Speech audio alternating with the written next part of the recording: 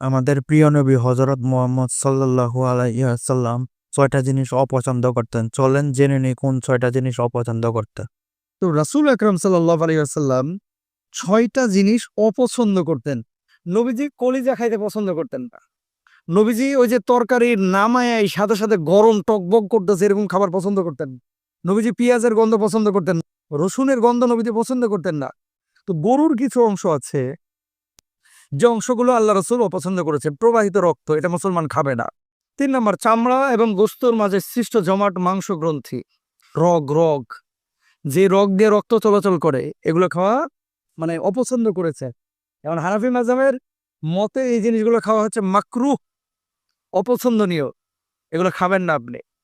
তারপরে হচ্ছে মূত্রথলি যেখানে পেশাব থাকে, তারপরে পিত্ত, নর এবং মাদি পশুর গুপ্তাঙ্গ, এই ৬টা অঙ্গ এগুলো অপছন্দ করেছেন রাসূল সাল্লাল্লাহু আলাইহি ওয়াসাল্লাম।